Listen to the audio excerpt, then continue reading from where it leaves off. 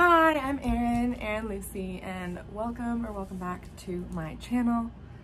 Sorry about the weird angle here. We have friends coming to stay with us, so we're a little bit chaotic right now. And I'm actually trying to film this before they come today. So this is my June read, so everything that I read in the month of June.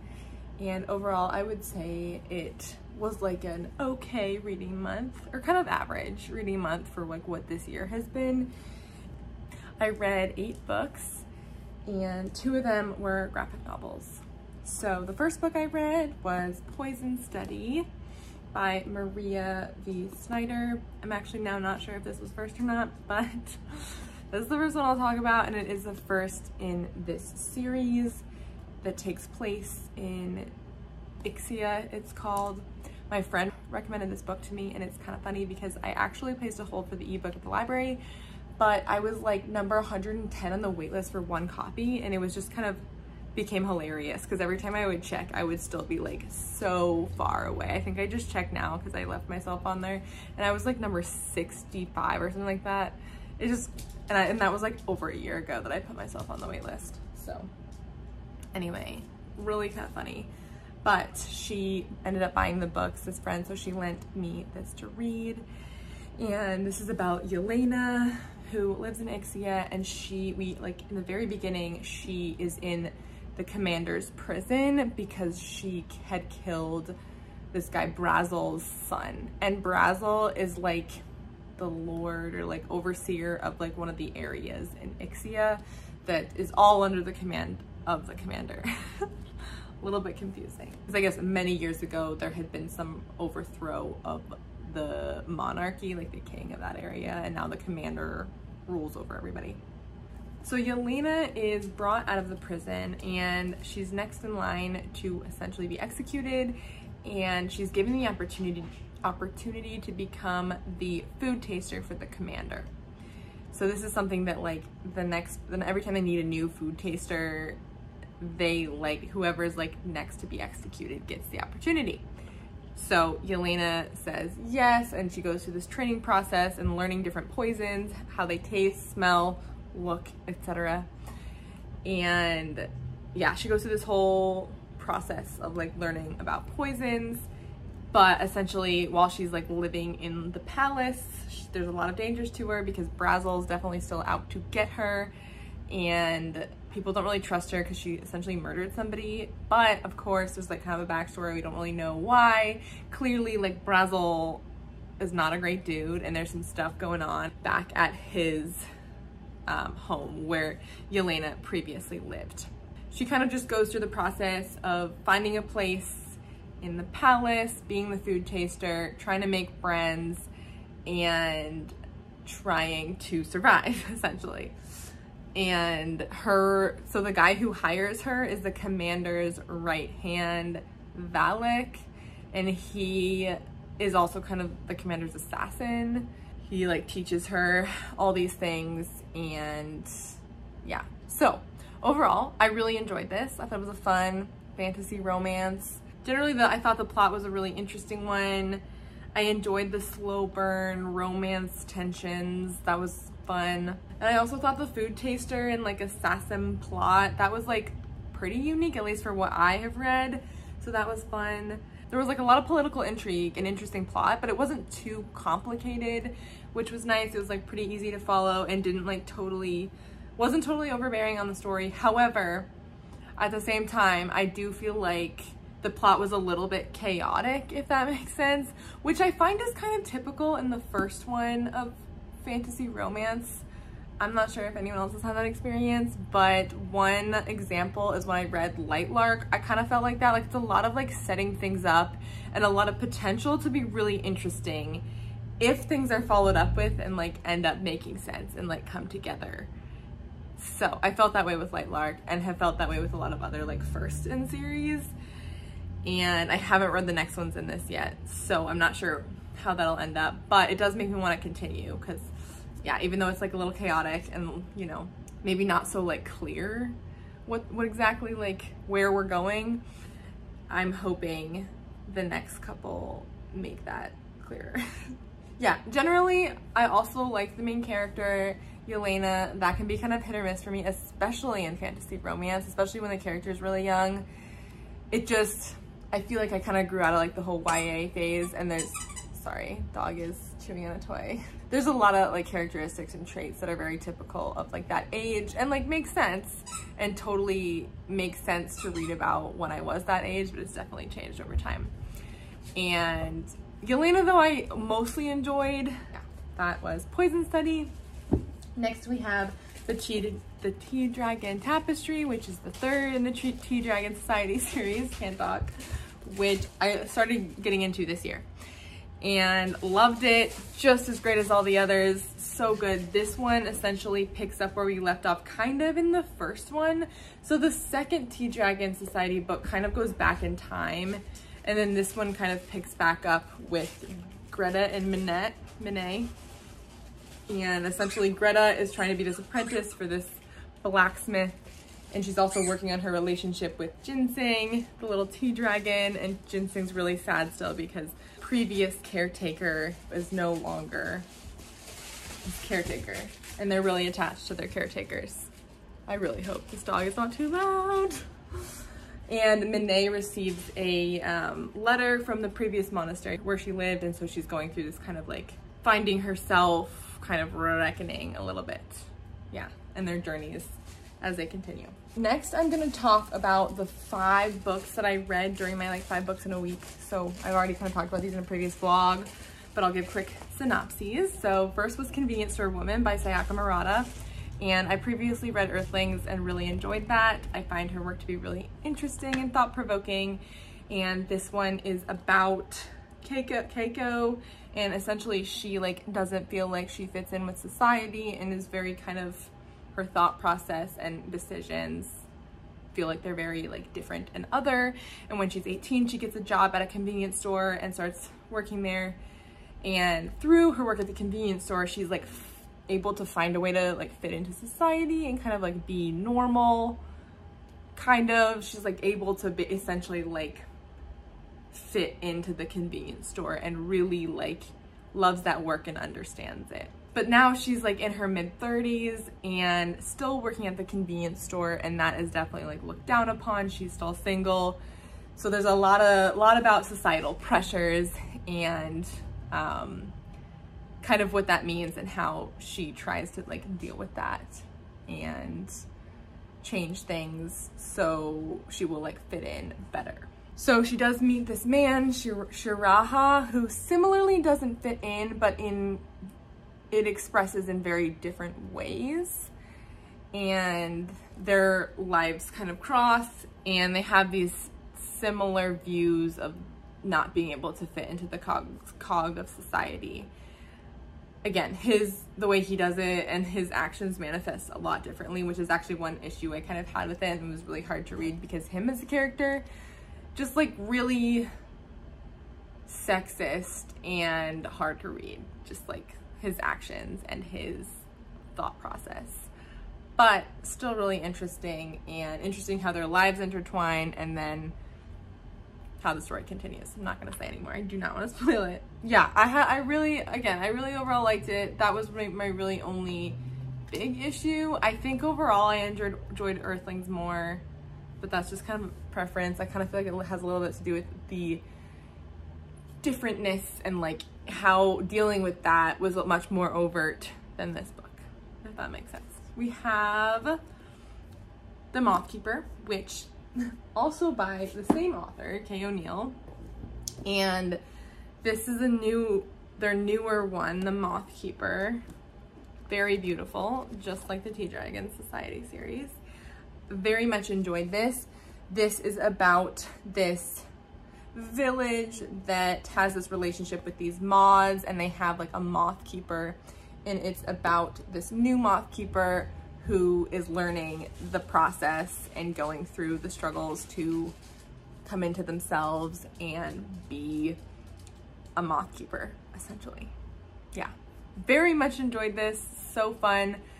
I think overall I prefer Tea Dragon just slightly, just because of the plot, but I think overall both of them so good. I love this author's work, and I will read anything else they publish. So we have This Is How You Lose the Time War, and this has been my favorite book of the year so far. Just like love this so much. I almost cannot even see anything else beating this out this year. I mean, hopefully, but just so fantastic. It's about these two agents, Red and Blue, and they're agents on opposite sides of this war that spans time and space.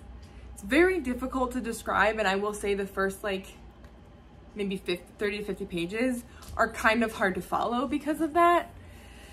Essentially, these agents are like the best at what they do, but again, they're on opposite sides, but because they're so good at what they do and they do very similar things in this war, they're able to relate to each other really well, and they end up starting this correspondence of these letters that they write to each other through like a really wide variety of different mediums. And it is stunning. It is a beautiful love story. It is just like, the writing is super insane, lyrical, everything. I just loved it so much. You get like, essentially you get a chapter of them.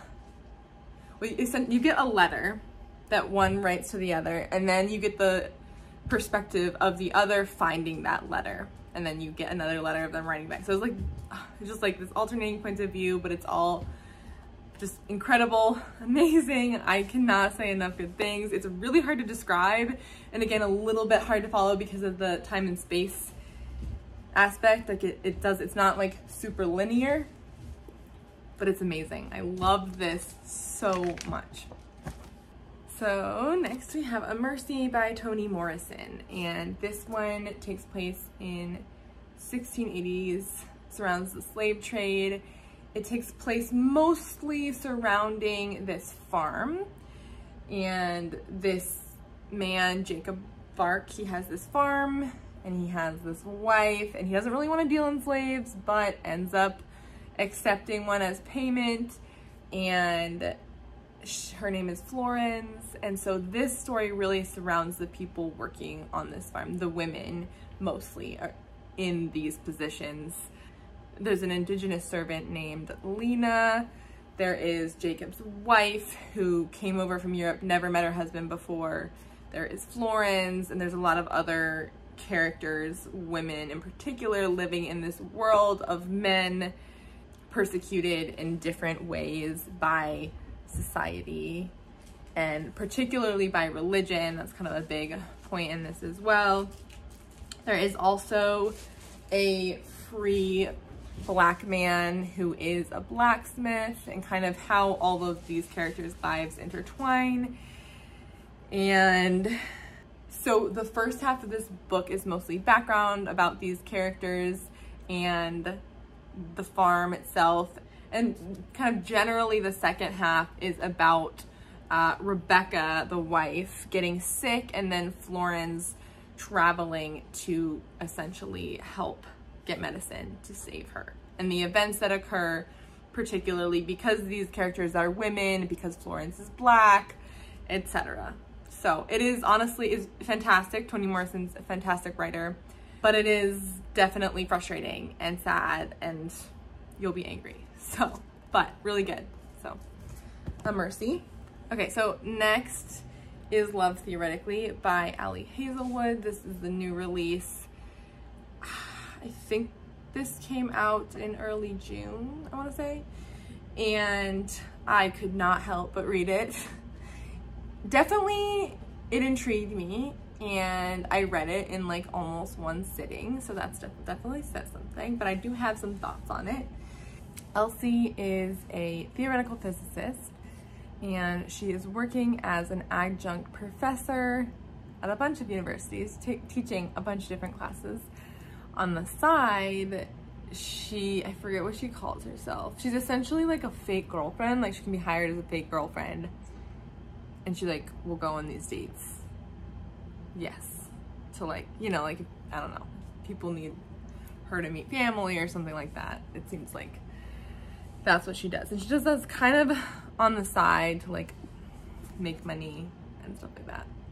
And she has like a one of her regular clients. She's met family a couple times, and she goes to an event. I can't remember if it's somebody's birthday, but she goes to this, again with this client, Greg, and she's gone before, and Greg has this brother, Jack, and she doesn't really feel like she gets along that well with Jack, but again, client, doesn't really matter. Anyway, she ends up going, she applied to this job as a professor at MIT, and she gets an interview, and she goes to meet the professors on the first day of her like several day visit. Turns out one of the guys is Jack Smith, this brother. And she did not put two and two together going into it because his professional name is like his full name and he has a hyphenated last name. Anyway, it was the whole thing. But this is like the first few chapters. And she didn't expect this. He's also like on the opposing side. So she's a theoretical physicist and he is an experimental physicist.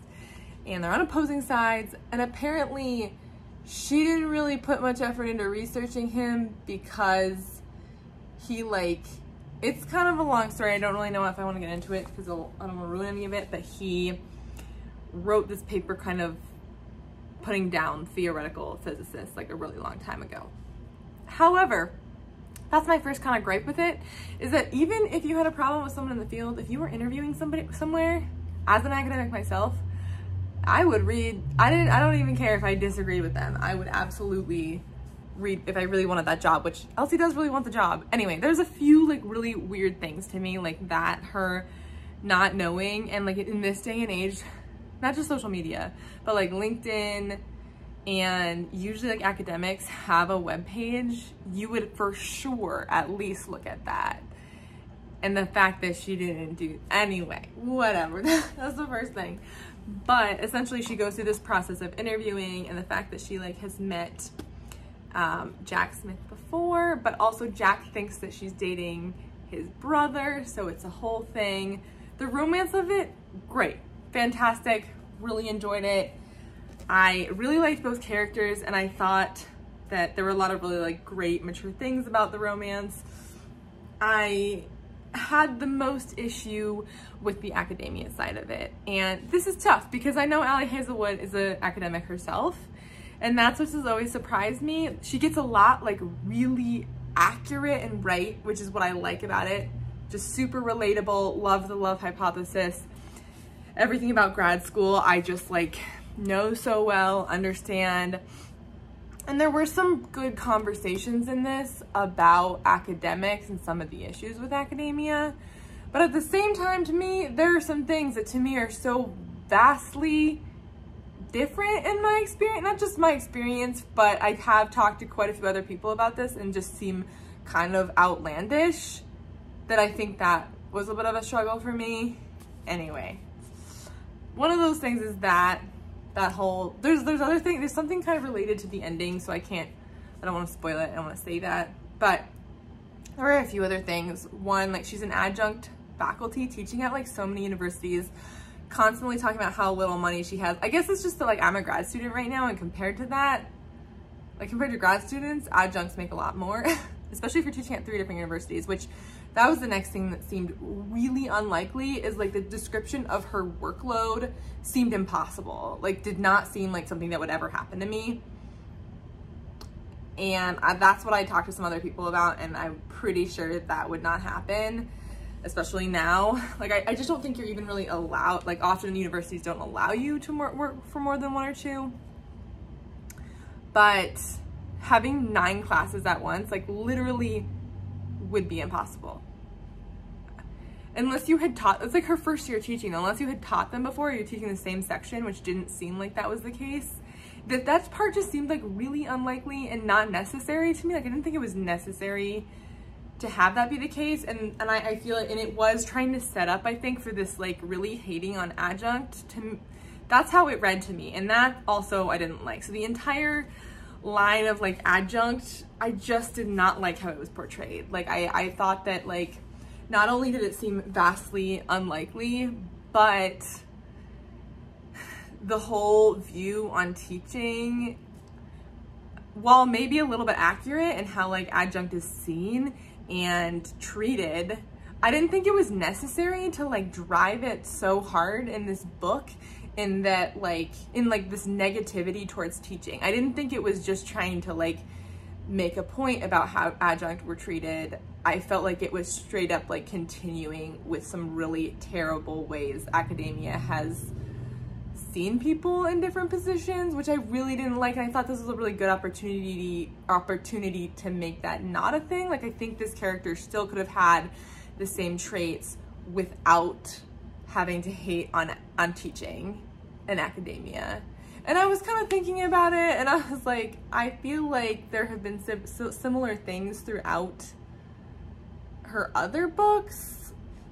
I don't know, like just like some things that like seem really strange. Like, I think there's really good opportunity here to be more positive about teaching, and maybe this character didn't have to like teaching, but I don't think it was portrayed as just this character didn't like it. I feel like there was a lot of really negativity around it, and like to the point where like I don't feel like it was even like commentary on academia. I feel like it was adding to like the negative side of that, just for that particular conversation. Again, I really like Ali Hazelwood's books overall, and I do appreciate a lot of the conversations she did have. Just this particular one I didn't think was a great one. Like, I just didn't think it was portrayed in a way that was like positive and like kind of calling that out. It just felt like it was adding to this negative viewpoint on teaching, which was really sad to me. And I get it, like I've had not great experiences teaching, and I've had a lot of like the emails and things said to me that were in this book, which is my next point, because there were these little like emails she would get as a teacher from students, you know, with excuses and with, yeah, mostly excuses and like extension, stuff like that. But this felt kind of ridiculous to me. And it could be different. Like, I guess I've taught at my undergrad and here in my PhD program. But what it felt like this read like was that she took like a Reddit thread of all these like crazy things students had thread and published that, instead of just like, you know, peppering it with like a few really outlandish emails. Because I've definitely gotten some crazy ones throughout, but I would not say those are the majority. I feel like most people are relatively respectful. Not everyone, but relatively. Anyway, that was like really long-winded. I have a lot of thoughts, and I think that like I just want to keep saying that like I do generally like really like her work, and I think it's really interesting. I read it in one sitting. I just think that like because I'm an academic myself, it's a lot easier to be more critical on it because like I know it so well. So for me, I'm like, oh, like I pick out these little things, and I try not to do that. And I let like a lot of them go, to be honest. A lot of the things that I had issue with in here, I just kind of was like, you know, it's a book, we're just, you know, it's fun. But so the real only thing that I felt kind of passionate about is the teaching thing, because I just like really don't want that sort of thinking to like continue, just this like really negative downward spiral on teaching and this whole like elitist university, I don't know, viewpoint. Whatever, I'm gonna stop talking about this book. Overall, very much enjoyed the romance. I think if you like romance, if you like Ali Hazelwood's other books, you'll definitely enjoy this. I do think that it's pretty similar to her others, so if you don't like the super formulaic, it might not be for you, but I kind of feel like actually for me it was like a little bit of a mix between the last two. Again, still enjoyed it. So that is love, theoretically. The final book I read or I listened to was Page Boy by Elliot Paige. This also just came out, and I listened to it on my drive back to Colorado. Had a great time listening to it. It is the memoir of Elliot Paige, the actor who was a trans man who struggled with a lot of many different things being in Hollywood, and talks all about those, a lot of different stories related to people in Hollywood, to perception, to what he had to do to be in different films, to be himself and also be in films. So I enjoyed it so much. I thought the audiobook was absolutely fantastic, would highly recommend that. I have learned, especially in nonfiction, despite how much like how many scientific papers and other things like nonfiction I read outside like for work, I think that as far as fun, like reading for fun goes, I really enjoy memoirs. I think that there's just so much, maybe there's like a lot more like emotion behind things usually, but I really enjoy memoirs, and this was probably my favorite nonfiction I've read this year. It was just really fantastic. I can't say enough good things about it. Again, would really highly recommend. And yeah, that was the last thing that I read in the month of June. So thanks for watching, and I would love to hear what you have been reading. If you've read any of these new releases, I find it really interesting trying to keep up with the new releases and also trying to read my backlog of TBR. So yes. Positive is that it's all good, love reading and learning new things, and I feel like having a long TBR, at least for me, I really enjoy. I look forward to all the books. So yeah, thanks for watching, and I hope you have a great day. Bye.